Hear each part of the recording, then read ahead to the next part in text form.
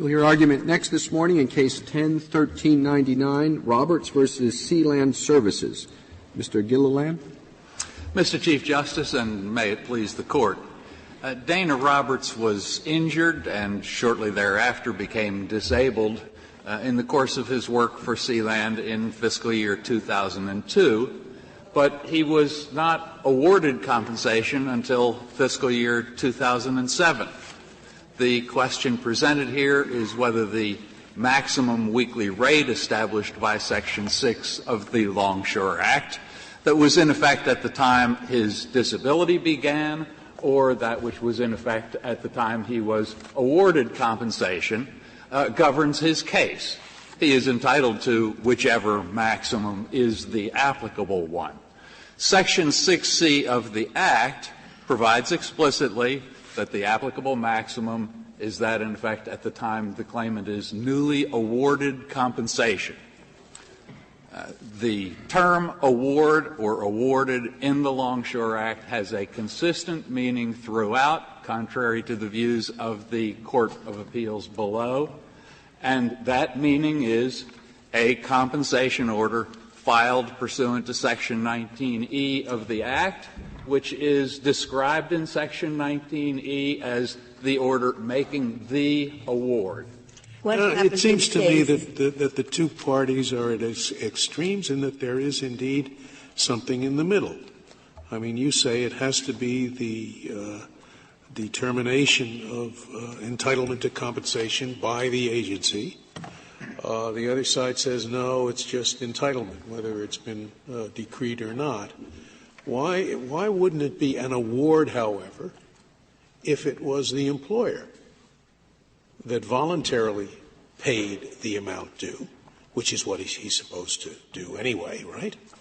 Why wouldn't that be an award of compensation? Well, because the statute, in some sense of the word award, yes, a sense that the text would bear, as opposed to the sense that the other side argues here. I think that the text will not bear that reading, in particular because the payments that you are describing and that could be considered an award are described throughout the Act as payments without an award. Now, how the claimant can have been newly awarded benefits at the time the employer makes a payment without an award, I think defies the meaning of that word. I wish you would submit the sections of the Act that use it that way, that say compensation without an award. Section 14A through E refers to compensation payments without an award. Okay. Those are the provisions. Section 14A and B direct those payments without an award. And the critical time then, I think isn't it true that most compensation payments are as a result of a voluntary action by the employer and not a proceeding? That is true, yes. So, but in those cases, when the employer said, okay, I will voluntarily make this compensation available, then the measuring, the pay would be measured by the time the employer makes the compensation available, right?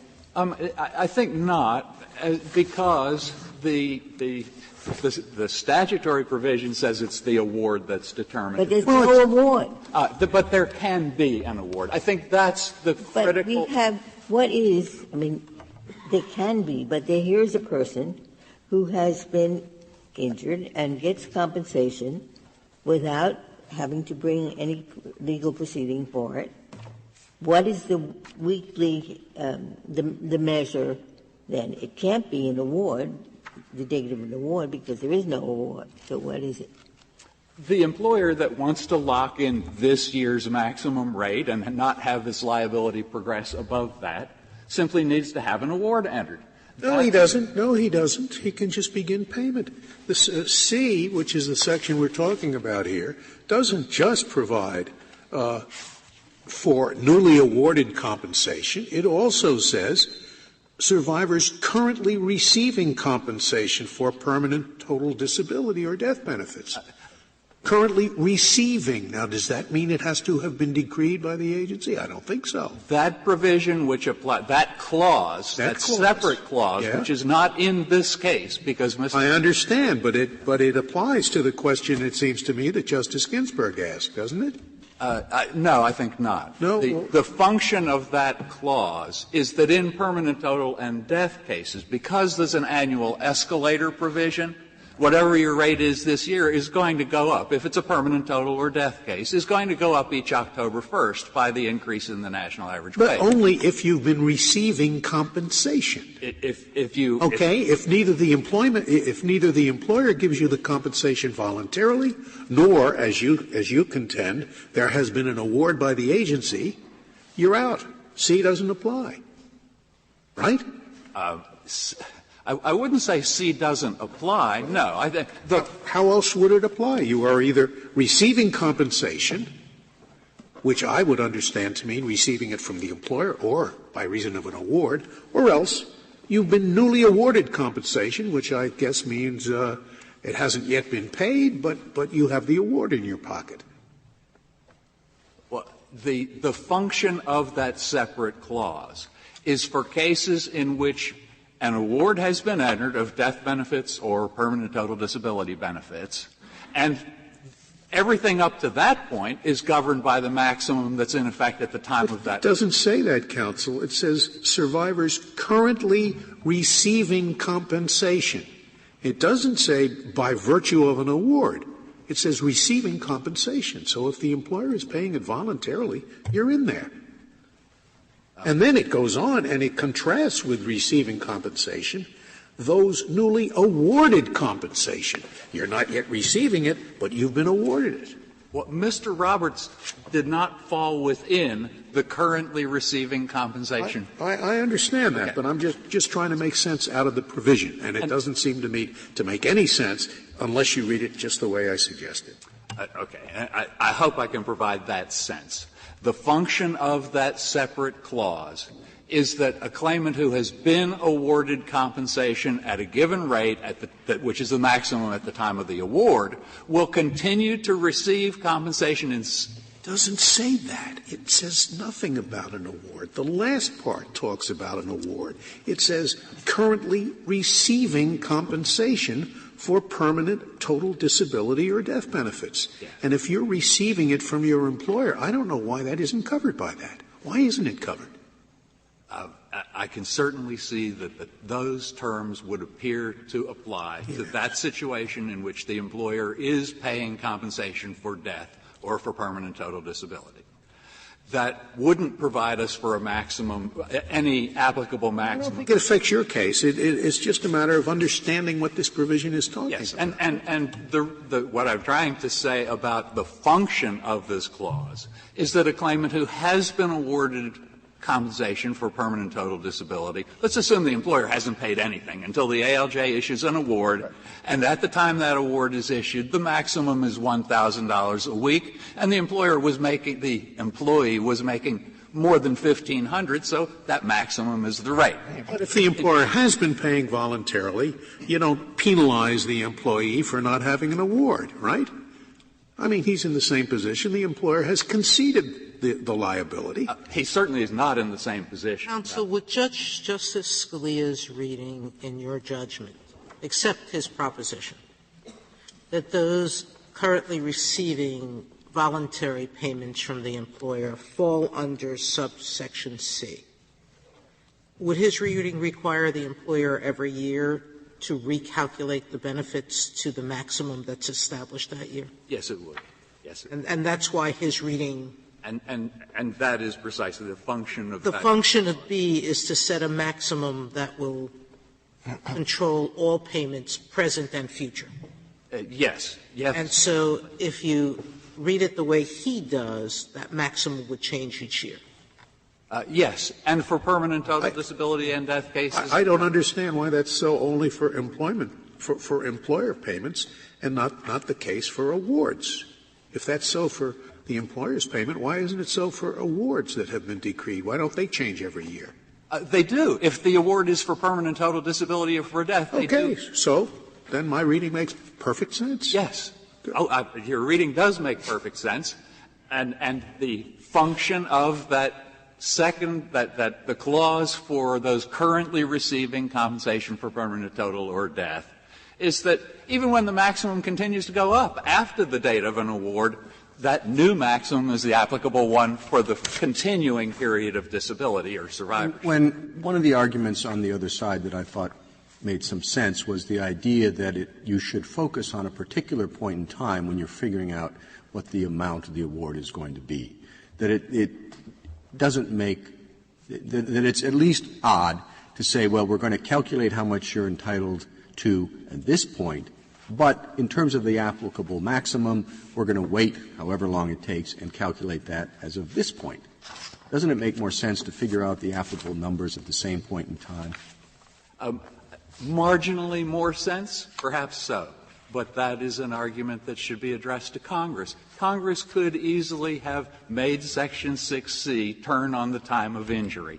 Instead, they provided very explicitly this. So if we think the statute, in other words, your argument, your response is that the statute is unambiguous and it can't be read in a more sensical way. Yes. Okay. Yes. And that each use of the term award, contrary to the Ninth Circuit's view, is consistent with that. That is, whenever Congress refers in the statute to an award or compensation being awarded, it is talking about the order making the award as it's described in Section 19E. You don't really have to establish that, do you? All you have to establish is that there is no way in which newly awarded compensation means entitlement to compensation. That's all you have to establish. That is exactly correct. You don't have to show that it's used consistently throughout, only that it's never used to mean entitlement to compensation. That is exactly correct. But are you conceding in answer to these questions that your reading doesn't really make any sense? That's just what Congress did. No, I hope I'm not conceding that. Well, what sense does it make? Why should the ceiling depend on whether an employee is getting compensation voluntarily from the employer or as a result of a formal award? If you have two identically situated employees, and one is getting the compensation without an award, one is getting it with an award, as you understand the term award, what sense does it make to treat them differently? I would say they certainly are not identically situated. The claimant who has an award. Well, they're identically situated in every respect except one. One has a formal award, one does not. What sense does it make to treat them differently?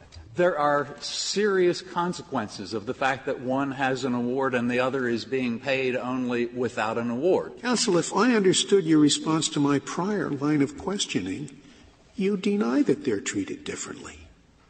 The one who is receiving compensation is treated the same, under the same provision. There are two parts to it. Survivors currently receiving compensation and survivors newly awarded compensation. Those two classes are treated exactly the same. The only one that is treated differently is somebody who is neither being paid by the employer nor has yet received an award. No. The clause that depends on whether you're currently receiving only applies to permanent total disability and death cases. In all other cases, the clause that says newly awarded is the only applicable provision. I see. Partial disability, in other words. Correct. And temporary total has the rates do not go up each. You then go back. I did have the same question Justice Alito asked, and I'd like to hear the answer. The answer had, but I'll add one footnote, perhaps, but make it more complete answer, and that is that it makes very little sense to me when a worker becomes disabled on January 1, 1990, for example. He's now disabled, and so we calculate what his wage was. His wage was $200 a week. And now we say, but that shouldn't exceed twice the average weekly wage. And we're not going to apply it to him. You're going to apply it to him at some random date. His wage that he's getting paid is figured out as of January 1, 1990. Yes. But the maximum that it could be is figured out as of January 1, 1998, when he finishes a proceeding. Now, for both reasons, why would you distinguish and why would you get that result? For those two reasons, it doesn't seem to make much sense to me, your reading of it, while theirs does make sense. And you explain why that is. Okay. I think the point is to encourage the employer to get an award entered promptly, because that way they will lock in that early maximum rate or minimum rate. The minimum rate provision applies exactly the same way under Section 6C. But I thought Congress wanted the system to operate so that people just did it voluntarily without an award. Well, they want that to happen as often as possible, but the employer has the right in any case to file a notice with the Department of Labor saying, we do not believe the claimant is entitled to compensation. It really doesn't make a whole lot of sense. I mean, it seems to me you have to acknowledge it'd be a much better statute had it been written differently. And really your argument here is it's not up to us to revise the inadequacies of a statute. I mean, your argument is you just can't read the language that way. And it provides a stupid result. There are such things as stupid statutes, and this is one of them, right? I don't think it's stupid, but yes, my basic argument is But you think it is not stupid because you think it is a good idea to give a lot of work to the Department of Labor, and that all the employers who are going to do this voluntarily, and there'll never be a problem with it, all should be encouraged to go and get a certificate from the Department of Labor. All right. I'll take that as something. Now, why is it I can't read the statute the way that it seems to make somewhat more sense? I don't see any words here that stop me from reading it. A newly awarded compensation are the critical words. Where now there exactly? It says, you mean in C? In C, yes. You just told me that just has to do with permanent or total disability. No, and this is the other clause of that provision, the one that says currently receiving compensation, that one only applies to survivors and permanently totally disabled workers. Well, why don't they both? I mean, as I read it naturally, it says that we now have a special thing, which these people are the dead ones and the widows are getting it and the permanently disabled people, and this individual in the secretary or his delegate is going to calculate this thing all the time. And they've got a special thing here for permanent people, permanently disabled, and they're saying as to those people we're giving them a break. They can't look for more work. They can't look for they're dead, for example, and they can't find other sources of income. And so we say that if the average wage goes up and their wage was hard to begin with, we will raise it a bit, and that applies not only to the people who are just getting this for the first time in the relevant period, it also applies to all those who have been getting it. It applies to both groups. No, that makes sense to me. For permanent total disability right, and death. Right. Yes. So the whole thing applies just to the permanently disabled and the death things. What says it applies to anybody else? No, the clause the whole thing, all of C. That's in my thing here, that's 7 lines. All of C applies to permanently disabled and those who died. Well, that's certainly, no one has put forward that construction, Really? and that would mean that there is no maximum applicable to other categories of disability, like Mr. Roberts' disability. Oh. Yes. Oh. The new feels slightly like an Abbott Costello movie, but I'm getting this. Counsel, what happens to your argument if we disagree with you that employers have a way to seek a compensation order? As I read the regulations, the only way they can do that is if the employee files a claim. And the employee's filing of the claim then sets the process in motion. I can't imagine that any employee, knowing that a future award could help them, would bother filing a claim to help the employer lock in his rate. I think, actually, my experience my universal experience with this statute is that that is not a realistic view of what claimant's behavior is. The critical difference is the entry of an award does not merely confirm that the employer is making payments, it requires it to continue making those payments until. That's not my question. Most of your argument is premised on I thought that the employer could lock in his rate Yes. by seeking an award. Yes. If I disagree with you that the Act doesn't provide for that and neither do the regulations, that only employees can seek awards, what happens to your argument? Oh, I think, well, I have trouble accepting that hypothetical situation because. As I've studied it, I think that's the case. So assume that fact to be true, that employers have no regulatory or statutory right to seek an award. They can either stop paying and have the employee make a claim or not.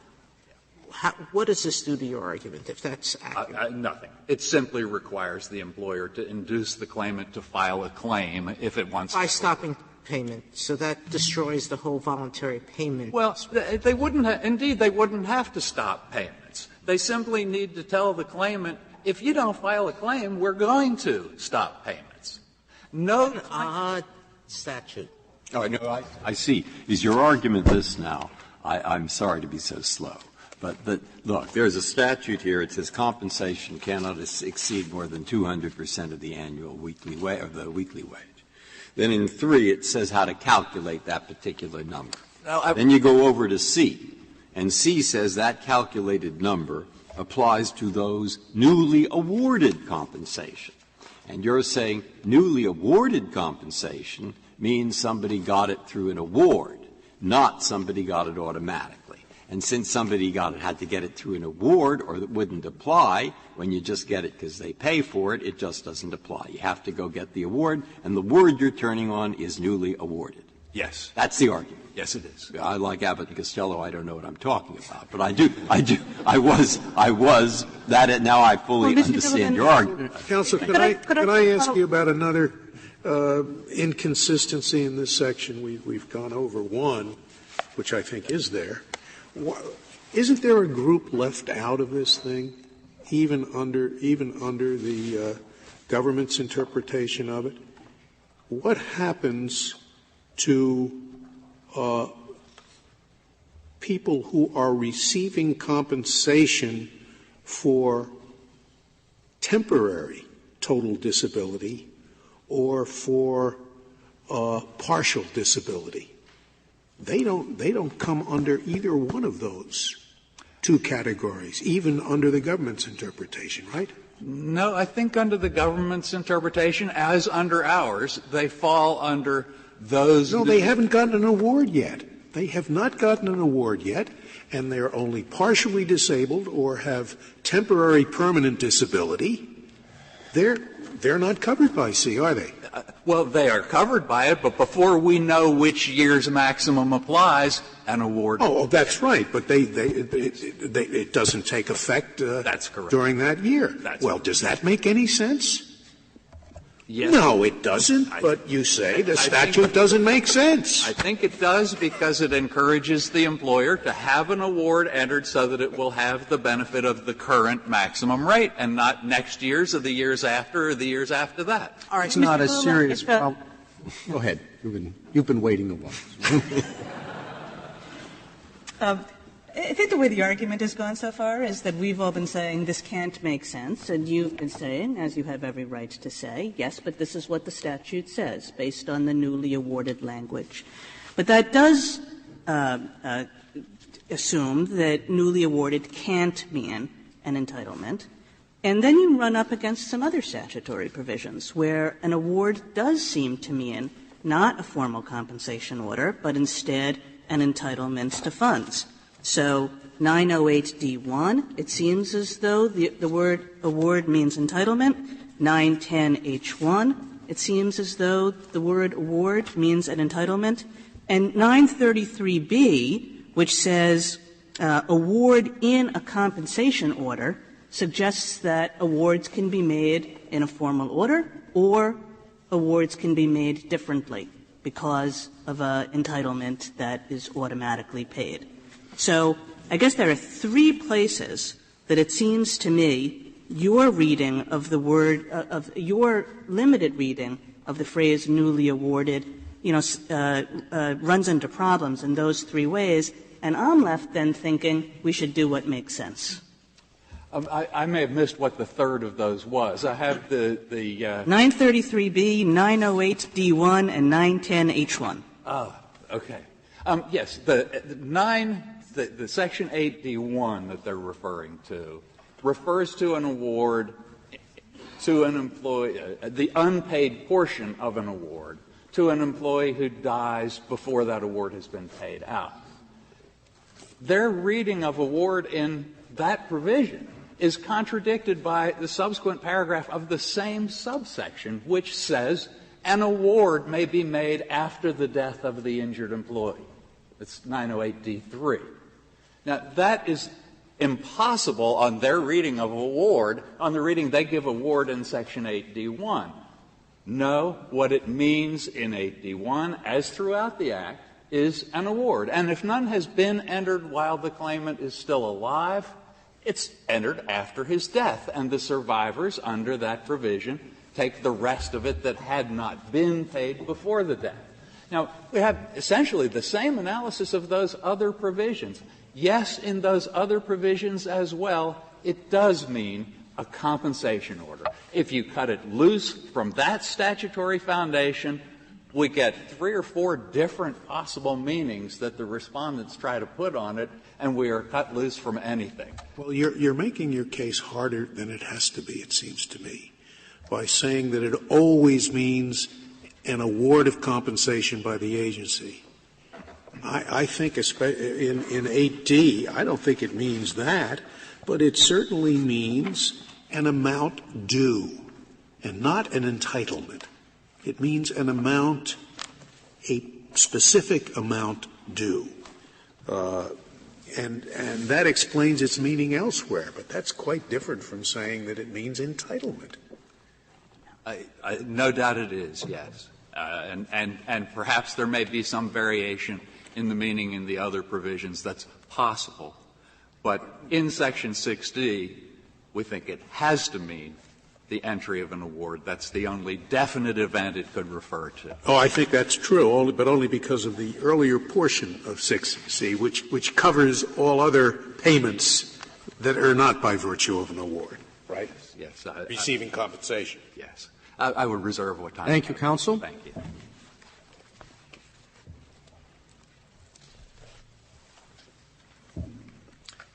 Mr. Palmore. Mr. Chief Justice, and may it please the Court.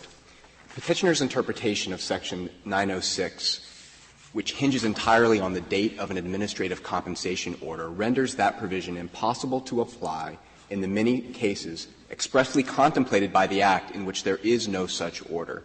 That interpretation also creates arbitrary distinctions between beneficiaries' benefit levels based on administrative happenstance. I'm sorry.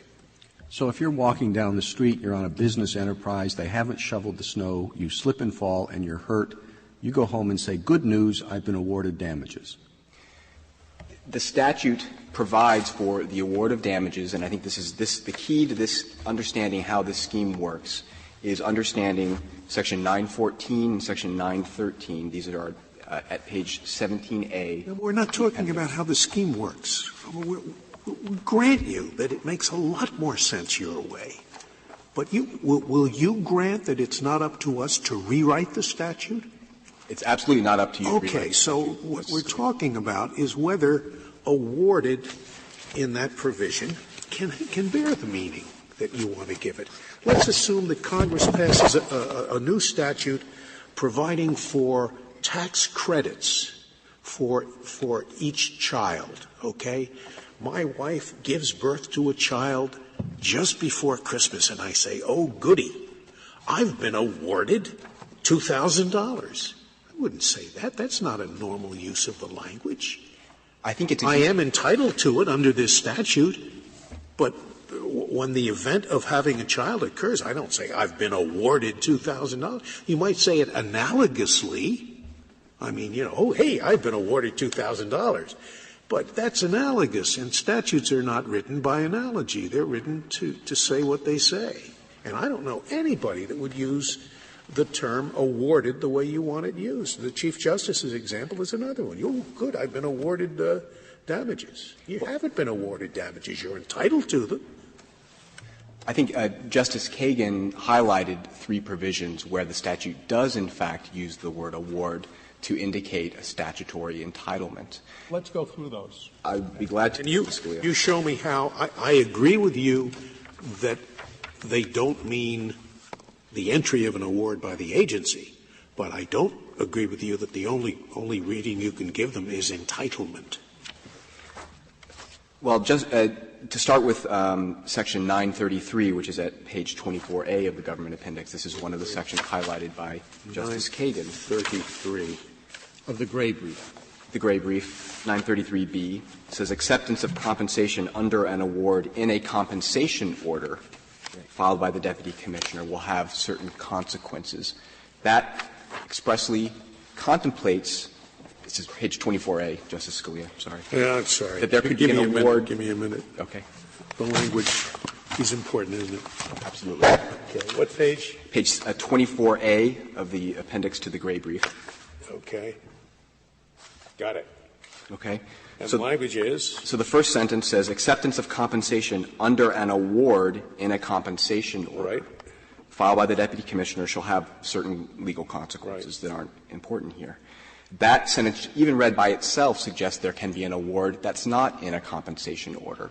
Moreover, the last sentence says, for purposes of this subsection, not for purposes of the entire Act, for purposes of this subsection, the term award with respect to a compensation order means a formal order issued by the Deputy Commissioner and administrative law judge. That's true. And what that means is that it can be considered an award if you've gotten it from the employer voluntarily.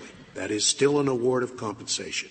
That's all that last sentence proves. I think it certainly precludes, I think, petitioners. Oh, yes. I agree he's wrong. Well, the actual receipt interpretation that Your Honor is advancing is not one that's been advanced in this case. It would have extraordinary practical difficulties in application. Would be really inconsistent. No. I think he's persuaded me that in the section we're talking about, subsection C, the only meaning left for award is an award by the agency, because.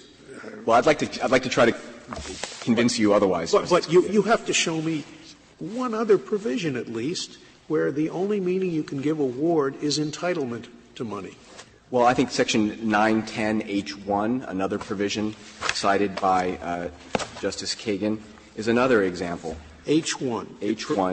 And this upward is adjustments 15A. to compensation. Right. This is a very complicated provision, but what's important to note here is that Congress made — this was Congress's attempt to provide additional benefits to beneficiaries whose disabilities commenced before 1972. Right. They make a critical — page 15A of the appendix to the Gray Brief. The specifics aren't as important as the use of the phrase, and it's 1, 2, 3, 4, 5 lines from the bottom, or his survivor was awarded compensation as the result of death. So it makes a key determinant for figuring out how these adjustments are going to be made, whether someone was awarded compensation prior to October 27th, 1972. There is no indication here, and it would make no sense to suggest that Congress meant to distinguish between people who had a formal compensation order and those who didn't. I think — but if I could go back to Section — His answer to that was that the provision also permits an entry after someone — of an order after someone dies. That's his answer on some of the other provisions. The incongruity is taken care of by the Act directly. Right, but here there'd be no reason for someone to go in and get a compensation order because these were long past disabilities, and Congress was simply creating a rule for how to true up these past beneficiaries and provide them additional benefits. But I think if you But Justice Scalia, what does awarded compensation at less than the maximum rate mean? I'm not sure what that refers to. There was an old maximum. Prior to 1972, there was a $70 maximum. Right. Okay, so if someone Aren't you entitled to get the maximum? No? Yes, but some people, 2/3 of their average weekly wage resulted in a figure below the maximum, right? So for those people, what Section 910H1 did was said, if you were awarded compensation at less than the prior maximum, you're going to get an inflation adjustment. Gotcha. For everyone else who was already at the maximum, they got a new statutorily created time of injury, which is itself significant that Congress used that route. Yeah. But there's no indication. You're right. It doesn't make sense. It doesn't make sense under Petitioner's reading. I think it does make sense under our reading. Yeah. Okay. And if you go to page 17A, I think these are the key provisions for understanding how Section 906 works in the statutory scheme. Section 914 at the bottom of the page, 17A to the government's brief, provides that employers must pay compensation without a compensation order promptly, as soon as they have notice of an injury. B, which is on the next page, 18A, says that the first payment has to come in 14 days, within 14 days of notice of the injury, unless the employer controverts liability. So if I'm an employer, I have an employee who's injured, I've got to get out my checkbook on day 14 and start writing checks. I need to know what number to fill in. I need but to know. You're doing that without an award. Correct. So how can you say what the employer pays should be considered an award? Because it's without an award. Because if you don't consider that, then the statutory maximum provision is impossible to apply, because then it's unclear, and I haven't heard Petitioner answer what the statutory maximum is if that employee who gets his first check after 14 days has not been newly awarded compensation. Well, then we're back. So you're saying that B overrides A. You're saying that A would be interpreted in favor of the Petitioner but for B? No, I'm saying that this. Because I agree with the Chief Justice. Without an award, it seems to me it tends to help the Petitioner. That use of award clearly means compensation order, and I'm not here to suggest that the statute never uses the word award to mean compensation order. Often it does, and in this case, that provision does. But the larger point is that that employer has to start payments within 14 days, and he has to know what statutory maximum applies. Under Petitioner's view of the statute, there is no answer to that question, because that employee has not been newly awarded compensation. So Section 906. And in what percentage of the cases are we in that world? In a substantial majority of cases, no claim is ever filed, Justice Kagan. Page 38 of the red brief points to legislative history before Congress in 1972, which demonstrated that, and that remains the case. This is a workers' compensation scheme that encourages employers to pay without administrative compulsion. It's supposed to be simple to apply. The employer is supposed to know how much to write that check for at the time he writes that first check after 14 But your reading doesn't encourage employers to pay because they can stop just by saying they contest, right? Absolutely. They have a statutory right to controvert. So your reading, I think, leads to protraction. Then they get that date of injury rule, no matter how long they string it out, under your reading. If you read, what is the magic phrase, newly awarded compensation. You could say, well, that means in the case of the employer who pays promptly, pays immediately, and continues to pay voluntarily, that the compensation is acquired when the employer starts paying voluntarily.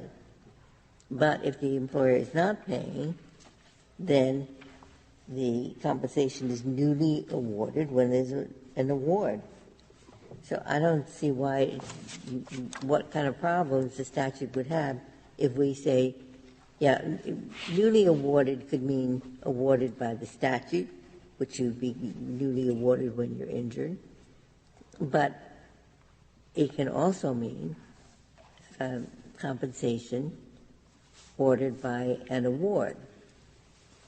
So you have the employer who pays promptly can lock in that early date, but if he doesn't pay promptly, then the ceiling is going to go up till the time the award is entered. What's wrong with that reading? That's, again, a reading that hasn't been advanced in this case, but I understand Your Honor's question and Your Honor's point. I think that reading of it would be very difficult to apply because there may be many cases where an employer will write one or two checks and then stop. There may be cases in which an employer will write a check for the wrong amount. There'll later be a dispute about what the proper benefit level would be. So I think you develop a whole body of case law and controversy about what it meant for the employer to have paid. But those aren't going to be the typical cases. I think you said there may be cases, and I suppose there may be. I assume what happens, employers just don't write checks. They say, this is how we calculate what we owe you. And it is based on the maximum of this year, not any future ones. And if the employee says, no, I have a right to get, but then the employer will say, well, okay, I either agree with that or not, but you don't get a check. Well, the employer will need to protect itself by writing that check unless it's going to controvert liability. Justice Ginsburg pointed to one of Petitioner's arguments that this provides an incentive for employers not to controvert liability when they don't have a good faith basis for doing so, but Section 928 of the Act provides for attorney's fees in that situation. So there's already a remedy for that kind of situation. I understand the amounts at issue here. What is the usual amount that's at stake in this sort of case?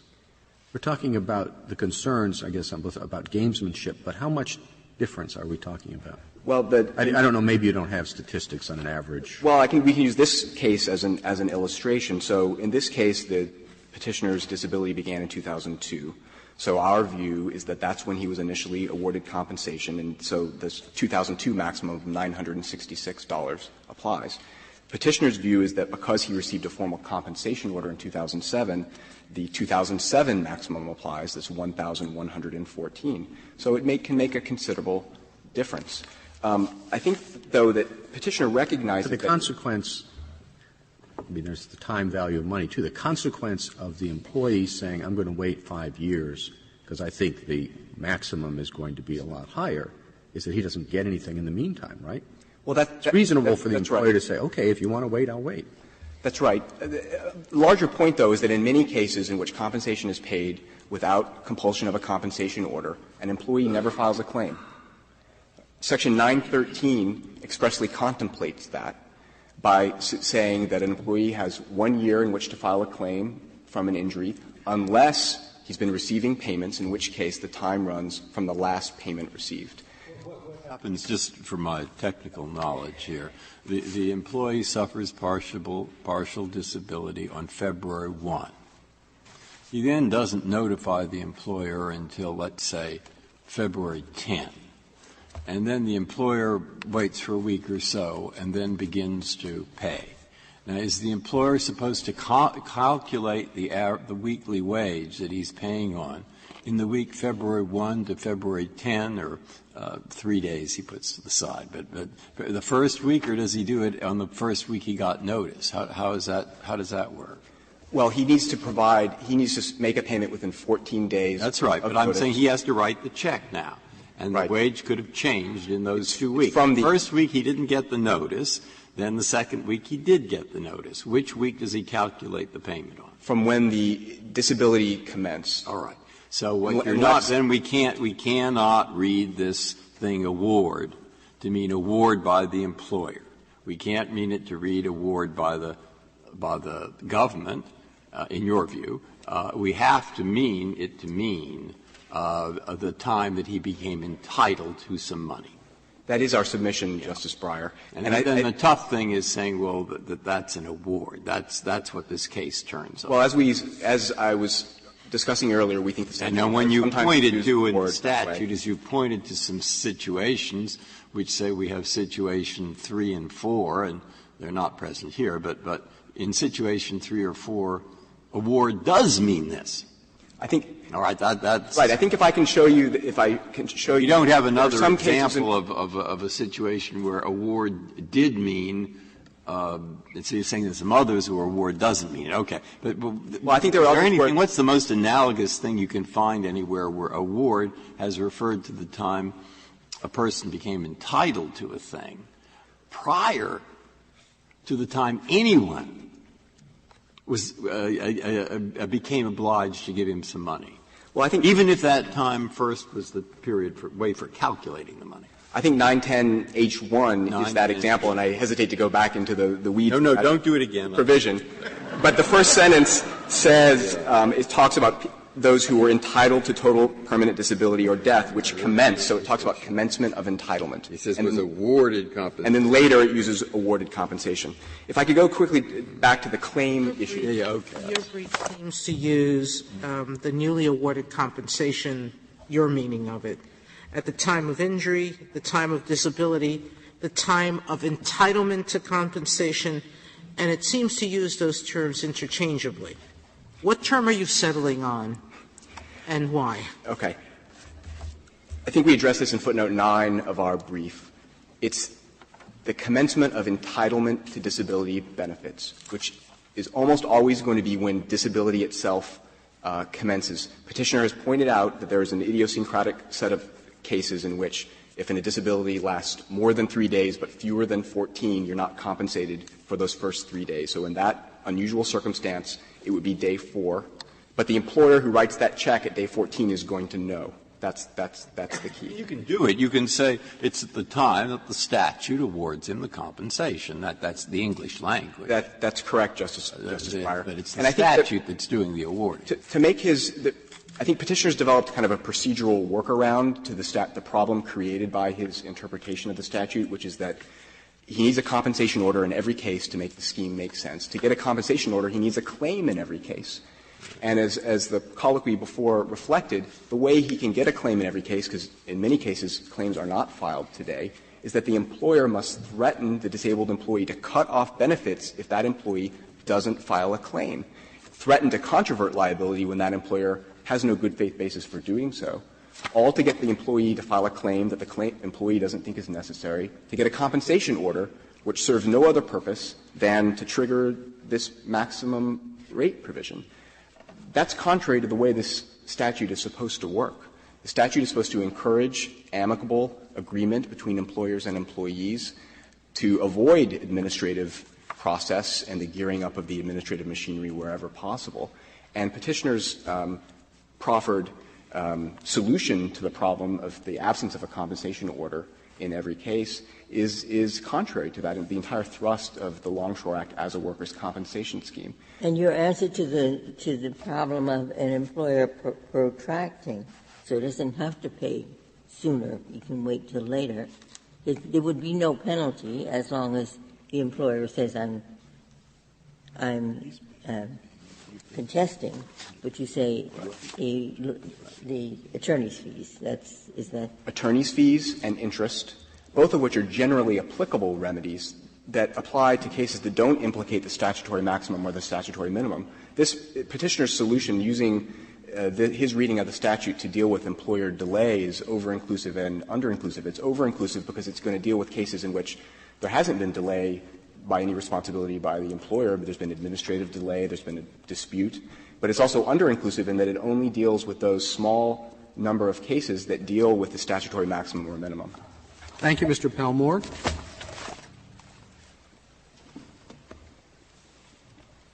We'll let Mr. Keisler speak for a little bit.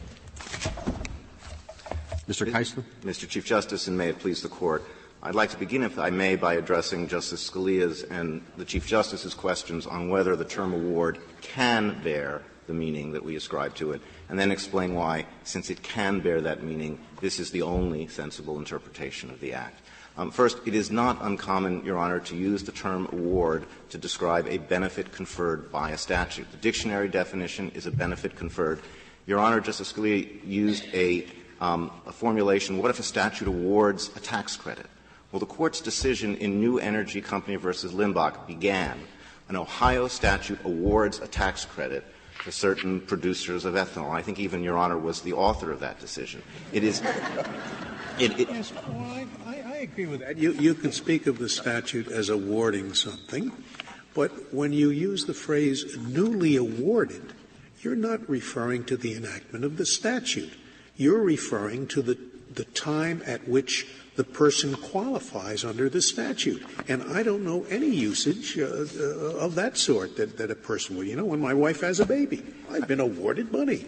You haven't been awarded money. I think the party becomes newly awarded at the time the party becomes disabled, and therefore there is an amount due under the statute. Yes, that's what you say, but I don't know any common usage that employs the term. But it is a usage within the Longshore Act elsewhere, as Mr. What about the business was newly awarded the tax credit at the time they made the deduction? At the time they became qualified for what the statute required them to do to get the tax credit. Yes, and that is how it is used in 910H1. As Justice Kagan said, it's how it's used in 908. And Section 933 specifically provides petitioner's definition of award, a formal compensation order, but says it is only for purposes of this subsection. But it's not the way it's used in 914. That's correct. And that's why this is a case like Robinson versus Shell Oil, in which the word employer was used throughout Title VII in different ways. And what the Court said is you then have to look at the context of the individual provision in which the word appears that you're construing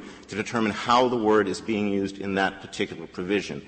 And here, the most fundamental reason why it is an untenable construction of this Act to rely on the date of a compensation order to determine the applicable maximum rate is that then the Act would be silent as to the maximum rate in the vast majority of instances in which compensation is paid, because, as Mr. Palmore said, in the vast majority of instances, no claim is filed, and as Justice Sotomayor pointed out, when no claim is filed, no compensation order will ever be issued. And that's not an accident. That is a function of a very central feature of the Act's design that petitioner's interpretation is entirely at odds with. The Act is designed to enable compensation to be calculated precisely and as early as possible so that the money can get into the employee's hands very quickly and with a minimum of instances in which the administrative machinery has to be invoked. That's why the norm is no compensation order.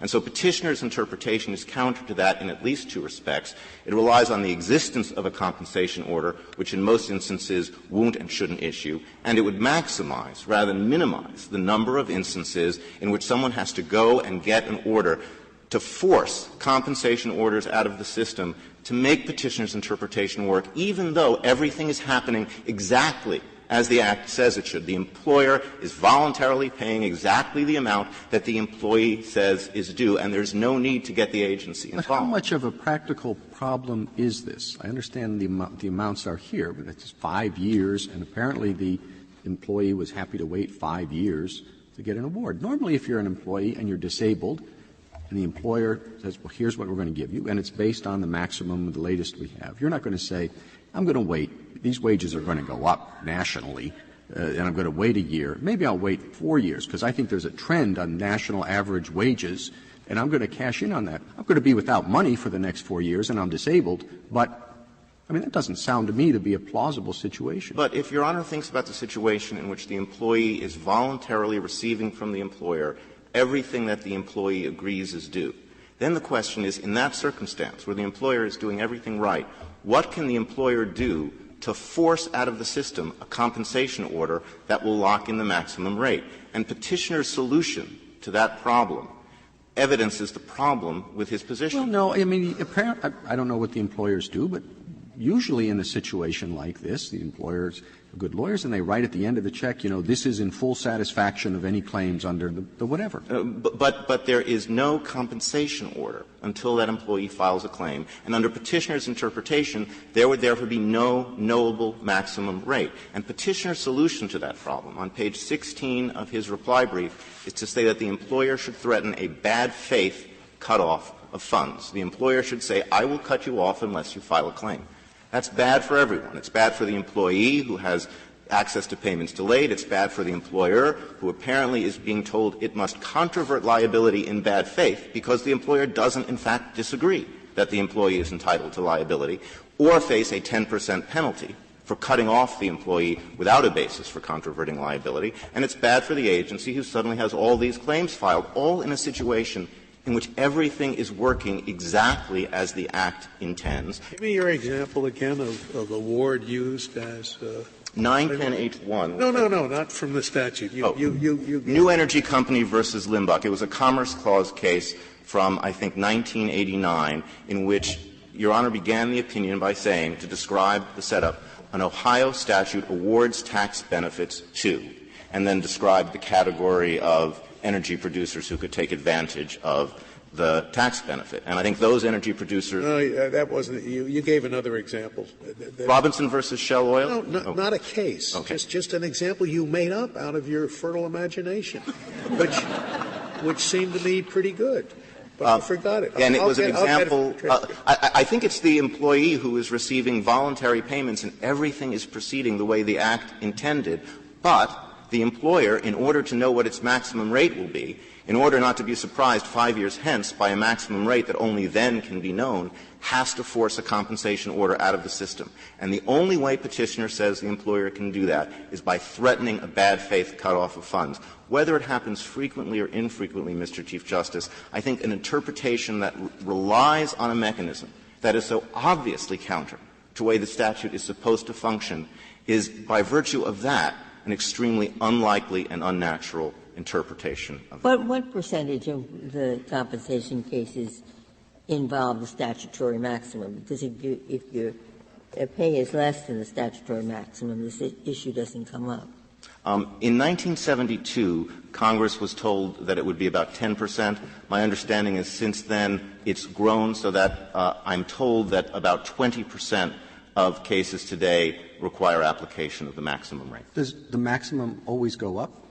Ever since 1972, each year's maximums calculated by the Secretary of Labor has been higher than the preceding year.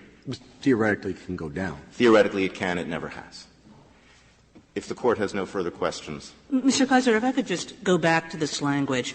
If according to Justice Scalia's old opinion, the statute awards compensation at the time of disability, essentially what you would be saying is that an employer who becomes disabled in a certain year is awarded compensation at that time. Is that right? That's right, Your Honor.